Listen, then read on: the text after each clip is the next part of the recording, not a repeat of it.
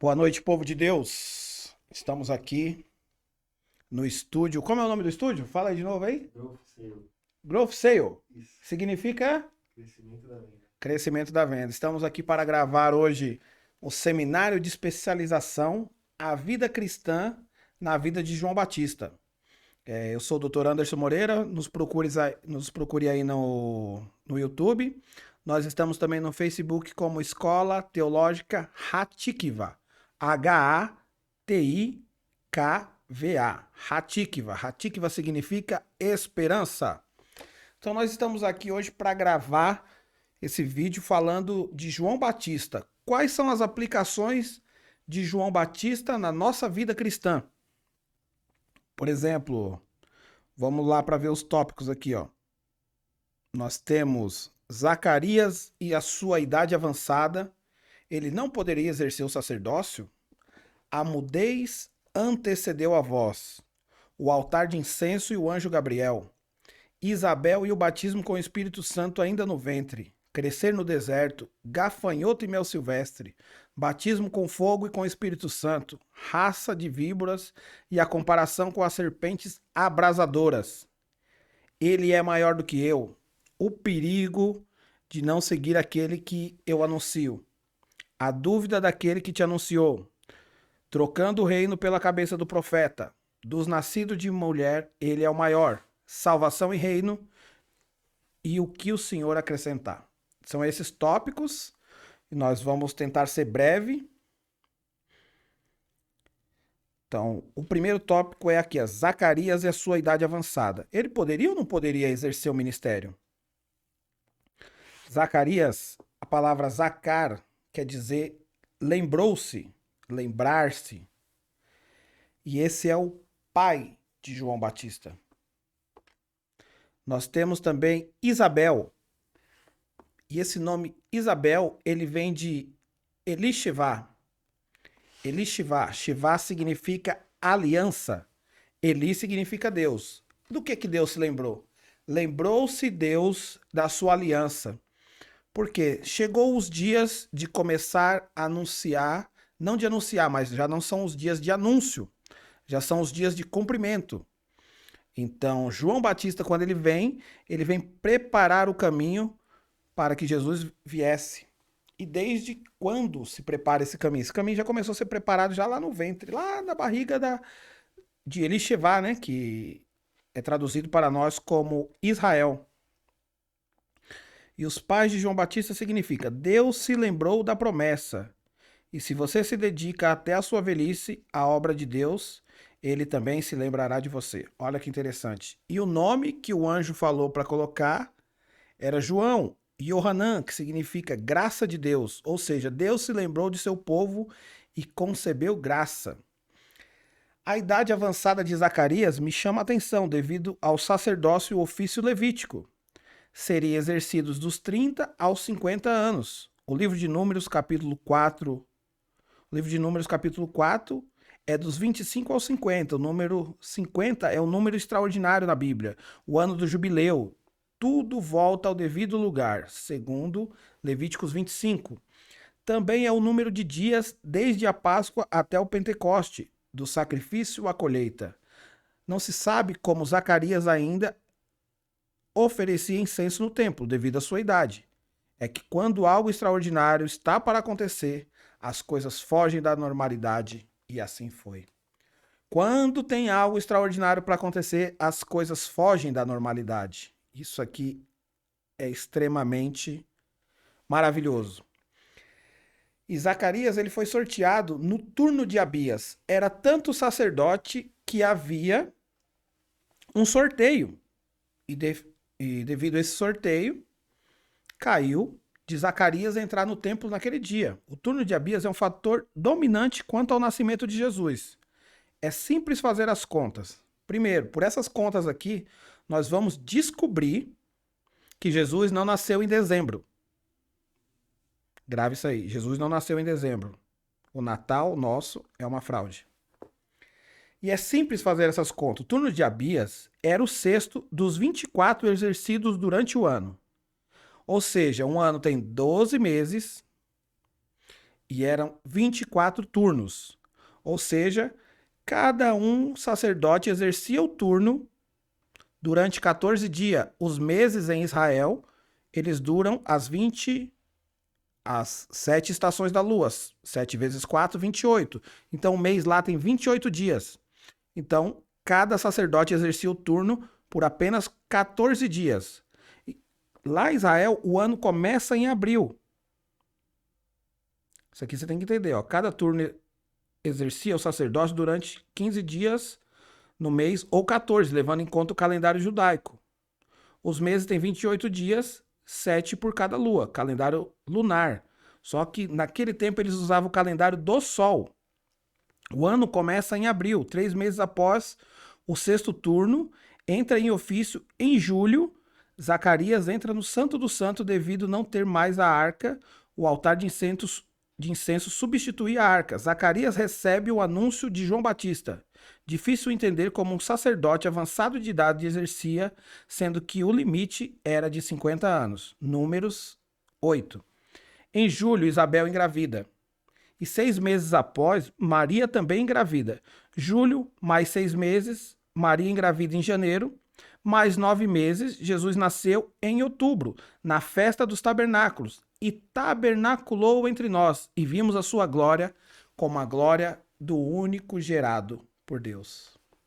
Olha que interessante. É até complicado, então você pode pegar esse vídeo, voltar mais algumas vezes para você aprender a fazer essa conta. O ano começa em abril. O turno de Abias é o sexto turno.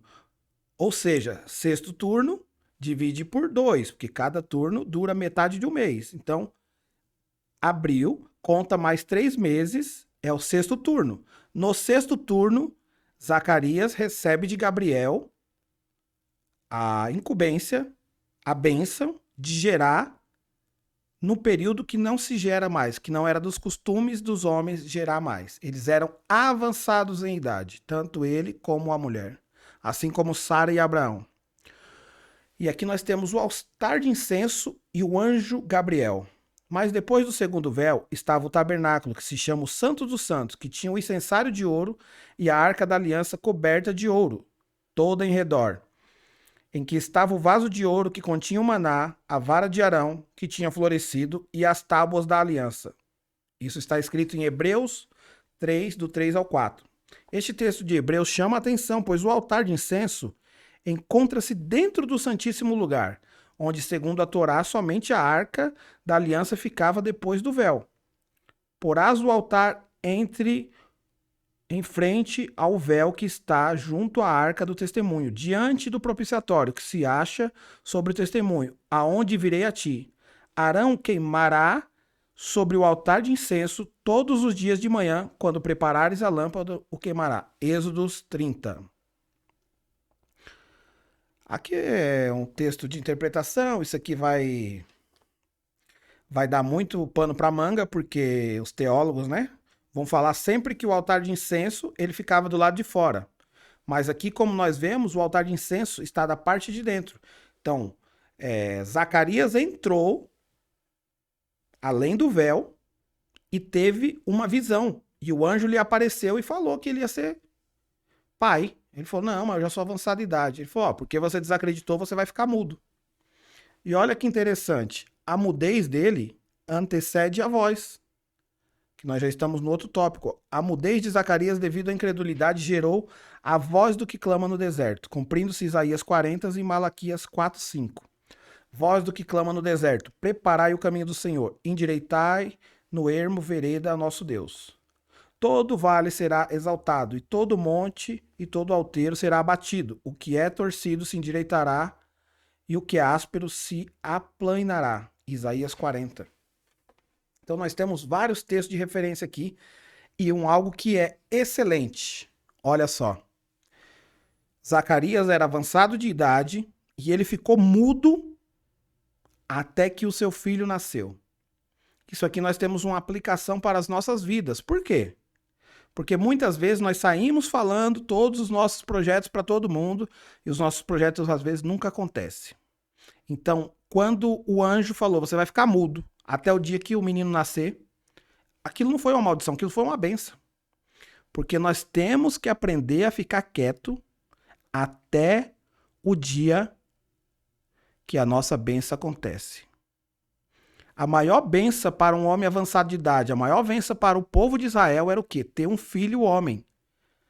Ou seja, e ele ficou quieto. Ele não falou do dia que ele saiu do... Ele terminou o exercício no templo e foi para se encontrar com a sua mulher. Ela engravidou e eles não contaram para ninguém. Ficaram quietos. Silêncio. 9 meses de silêncio. Até que o menino nasceu. Agora o projeto está concluído. E aí perguntaram, qual nome vai colocar no menino? Aí a boca de Zacarias abriu e falou, o nome dele vai ser João. Olha só, que benção que nós temos que aprender.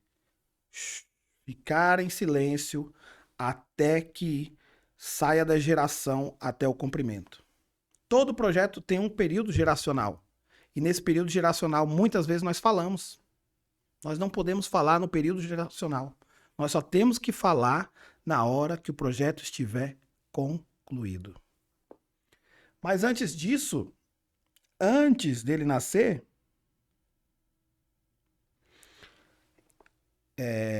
Maria foi visitar Isabel. E no que Maria chegou para visitar Isabel, o que aconteceu? João Batista saltou dentro do ventre. Olha só. Ele foi batizado com o Espírito Santo já no seu ventre. Ele já foi cheio do Espírito Santo desde a concepção. Desde o dia que ele estava dentro da barriga da mãe dele. Ele já sentiu a presença de Jesus. A presença de Jesus era notória. Mesmo que ainda Jesus era um embrião dentro de Maria. Então, quem tem sensibilidade não precisa ver. Ela sente as coisas. E aqui nós temos a voz infrutífera. Zacarias falava, proferia as palavras inúteis, era um bom sacerdote, porém avançado em idade. Ainda não havia frutificado. Quando a voz é infrutífera, Deus tem que entrar com a providência. Era disso que eu estava falando. Quando você fala muito, talvez as coisas não dê fruto. Então, temos aqui também o Salmo 46. Descreve bem o que é ficar quieto e esperar em Deus. Esperavam Zacarias do lado de fora, esperando que ele falasse algo. Saindo mudo, não falou nada. Sobre o anjo de Deus, assim é o encontro com um anjo. Deixa as marcas como deixou em Jacó, ficou manco. Temporariamente, Zacarias ficou marcado pela mudez. Necessário é carregar a marca de Deus que você serve. Tem muita gente falando dele, mas sem nenhum vestígio do seu encontro com Deus. Eita, meu Deus, isso é muito bom, isso é muito forte. Isabel e o batismo com o Espírito Santo, e nisso a gente já falou. Tem um texto aqui, né? Porque será grande diante do Senhor, e não beberás vinho, nem bebida forte, e será cheio do Espírito Santo, já desde o ventre de sua mãe. Colossenses 1,15. Semelhante ao conselho de Paulo, de não se embriagar com o vinho que a contenda, mas enchei-vos do Espírito. Então o batismo, você pode ser cheio do Espírito Santo já desde a concepção da sua mãe, se esse for um projeto de Deus. Agora aqui nós temos outro tópico, crescer no deserto. Como Zacarias e Isabel eram avançados em idade, provavelmente João ficou sem pai e mãe muito cedo. Pouco se sabe sobre quem criou João. O que se sabe é que talvez João fosse um essênio. Os essênios constituíam de um grupo asceta, apocalíptico, messiânico do movimento judaico antigo que foi fundado em meados do 2º século antes de Cristo e foram dizimados no ano 68 com a destruição de seus assentamentos em Curã. O movimento já foi mencionado por autores antigos. Atualmente, tem se redespertado o interesse pelo grupo após a descoberta dos manuscritos do Mar Morto e ao levantamento arqueológico de Curã. Dentre as comunidades, tornou-se conhecida Curã em 1965, nas regiões de Curã, na zona árida e quente, próximo ao Mar Morto. Isso aqui é um argumento que as pessoas estão usando muito para defender que a Bíblia não foi manipulada. Tem muita gente que, sem um conhecimento específico, fala que não acredita na Bíblia, porque a Bíblia foi escrita pelos homens. mas ela acredita em outros livros, ela faz medicina, ela faz tantos outros estudos que também foram escritos pelos homens. Ou seja, mas os manuscritos do Mar Morto, que foram encontrados e foram traduzidos, textos guardados nessas cavernas de Qumran,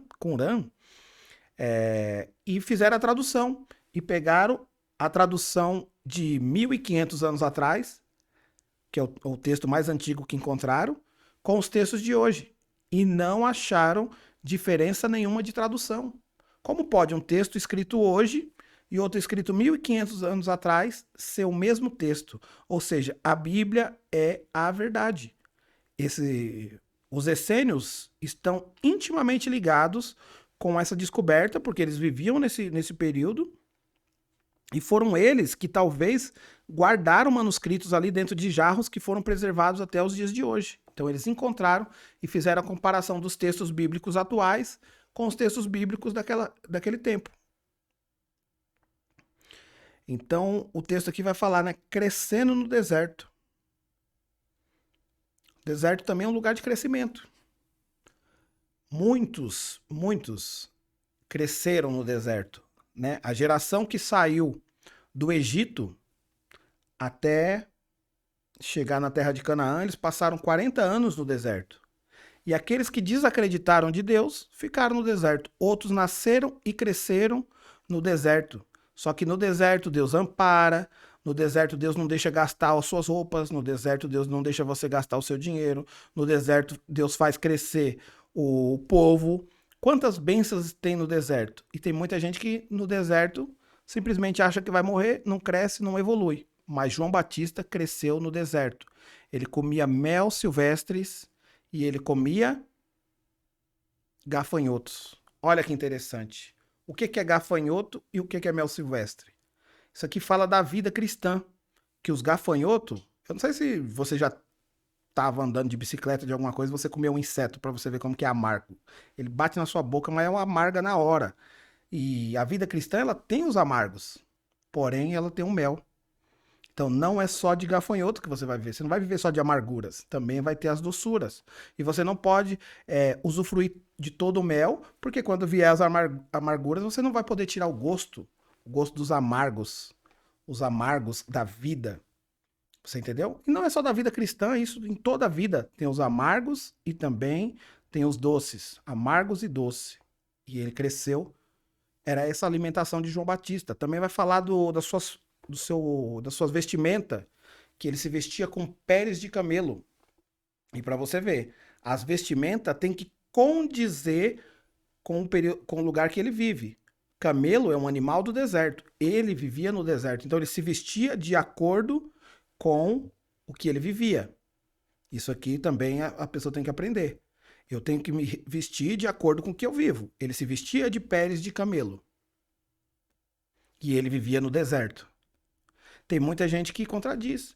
Você olha para as roupas da pessoa, você não sabe se ela é desse lugar ou se ela é daquela. Mas naquele período as pessoas eram condizentes. Elas viviam como elas demonstravam que vivia. Elas não viviam somente de aparência. Com roupa de deserto, mas vivia nos ribeiros. Com roupa de ribeiros, mas vivia no deserto. Não.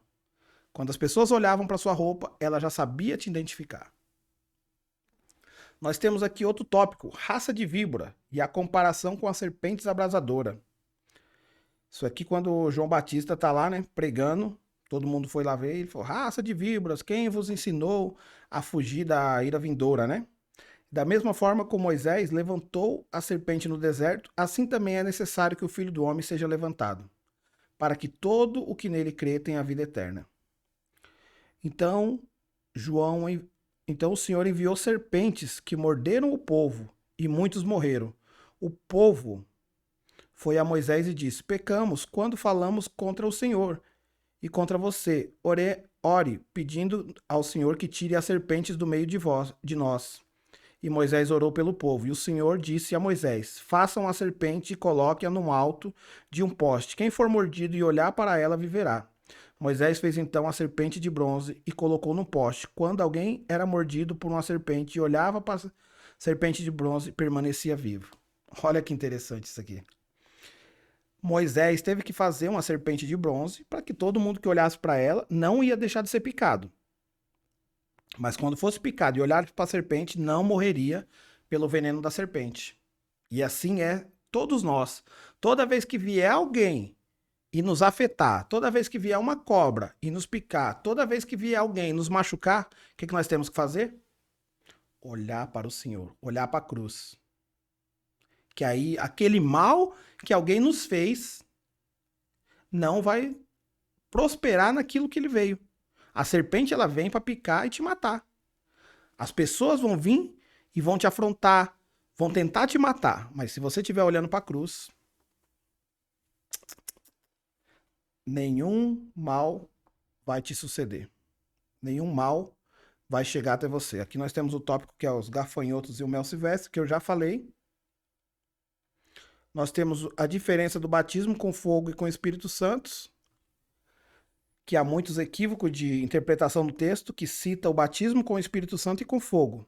Também agora está posto o machado à raiz. Toda árvore, pois, que não produz bom fruto é cortada e lançada no fogo. E eu, em verdade, vos batizo com água para o arrependimento, mas aquele que vem após mim é mais poderoso do que eu, cujas alparcas não sou digno de levar.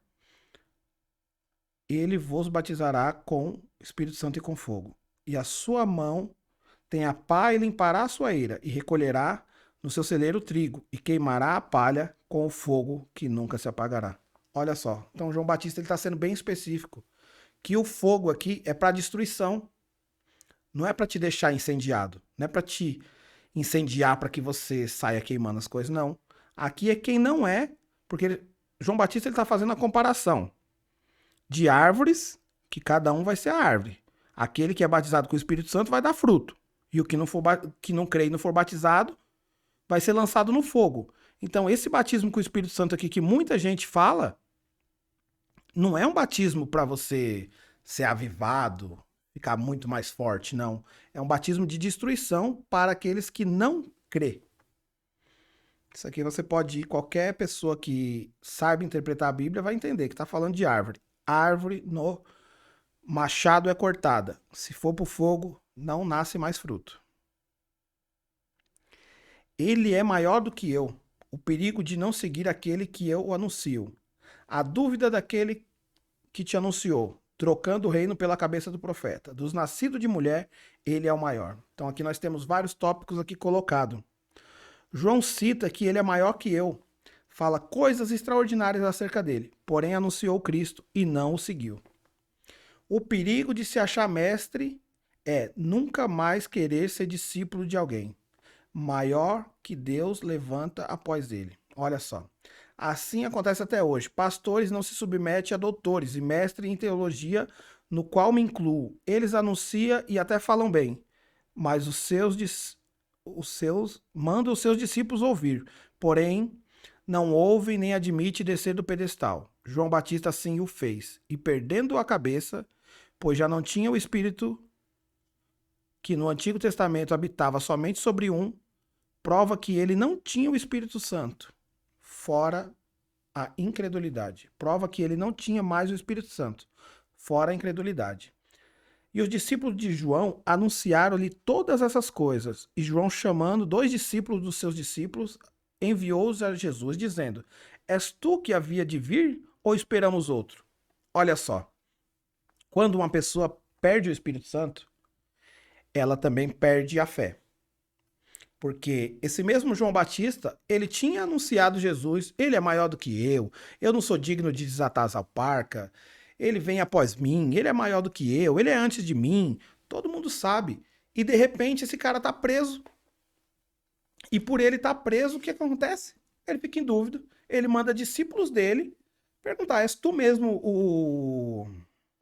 o Messias ou esperamos outro? Eita, ali, o que acontece? Ali ele já tinha perdido a cabeça. Quando a cabeça dele foi arrancada, na verdade ele já tinha perdido. Porque o que levou João à prisão?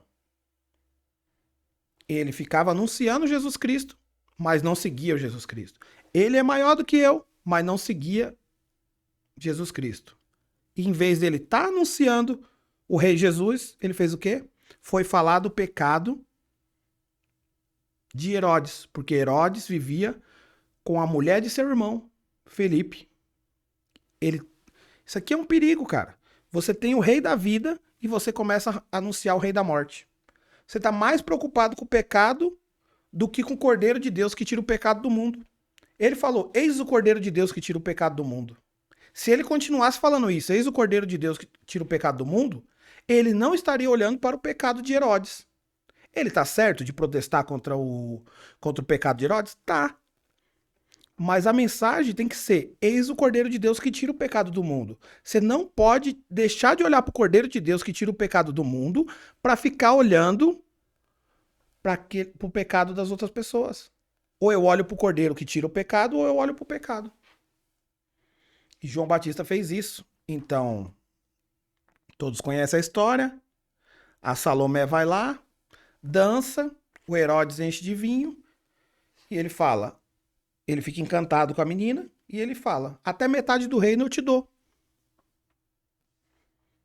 Então ele vai lá e pergunta, ela vai lá e pergunta para a mãe dela, o que eu peço? Olha só, a pessoa tem a chance de ter metade do reino. Essa pessoa tem a chance de ter metade do reino. E o que ela faz? Não quero metade do reino. Me dá a cabeça de João Batista. Já pensou? Você ter a proposta para você receber metade de um reino e você troca pela cabeça de um profeta. Por quê? Porque ele proferia coisas sobre Salomé. Ele proferia coisas contra Heródia, mulher de Felipe, mas que vivia com Herodes. Isso era errado? Era. Mas mantenha o seu foco. Sempre olhe para o Cordeiro de Deus. Se você está anunciando a Cristo, siga Cristo. Tudo aquilo que você tem que fazer, você tem que ser coerente. Se você anuncia o Cristo, siga Cristo. Se você anuncia Herodes, siga Herodes. Porque se você anuncia Cristo e fica brigando com Herodes, Herodes vai te matar. Então, quando a cabeça de João Batista foi cortada e entregue numa bandeja de prata, ali acabou o ministério de João Batista, que não era para morrer dessa forma. João Batista era para se tornar discípulo de Jesus. Mas como ele tinha muitos discípulos, como ele cresceu no deserto, como ele sempre foi um cara muito solitário, como ele sempre foi o cara que falava, daqui a pouco ele fala, eis o Cordeiro de Deus que tira o pecado do mundo. Discípulos de João Batista, um dos discípulos era André, irmão de Pedro, largou João Batista e seguiu Jesus. E era para João Batista ter feito o mesmo caminho de André, ter seguido Jesus. E não teria sido preso e não teria sido morto antes de Jesus. Ele se tornaria um dos excelentes discípulos, talvez por ele não ter ocupado o lugar. Quem ocupou o lugar? Talvez foi o lugar que Judas ocupou. Então, se você deixa o seu local vago, talvez algo que não presta vai ocupar aquele lugar. Então, você tem que fazer o quê? Anunciar o Cristo, que essa é a nossa obrigação. Anuncie o Cristo e siga ele. Viva com ele, aprenda com ele. Não fica só anunciando e deixando ele longe. Olha lá, Jesus Cristo lá, olha Jesus Cristo lá. Não, olha Jesus Cristo aqui. Ele é Senhor e eu também sigo ele. Ele está vivendo, por onde ele anda eu vou, onde ele pisa eu piso, onde ele coloca a mão eu coloco a mão. Não basta eu anunciar, eu também tenho que viver com ele. Eu tenho que estar com ele. E aí sim o meu anúncio é verdadeiro. Eis o Cordeiro de Deus que tira o pecado do mundo. Esquece o pecado. Foca no Cordeiro. Como fez aquele pessoal lá que olhou para a serpente abrasadora, para a serpente de bronze, e quando era picada não morria, assim temos que ser nós, sempre olhando para o Cordeiro de Deus, para que o anjo da morte não tenha poder sobre nós, sobre nossos filhos e sobre os filhos dos nossos filhos. Que a bênção se derrame sobre nós para todo sempre. Amém. Boa noite, pessoal.